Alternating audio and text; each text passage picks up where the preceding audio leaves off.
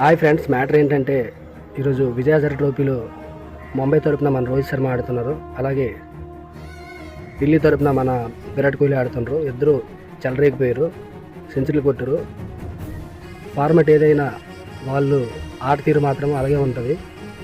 కానీ నాకు ఒక డౌటు, ఈ వరల్డ్ కప్ సెలెక్ట్ చేయడానికి విరాట్ కోహ్లీ, రోహిత్ శర్మ విజయహజారే ట్రోఫీ, ఈ రంజీ ట్రోఫీ, ఈ మ్యాచ్లు ఆడితే సెలెక్ట్ చేస్తారా?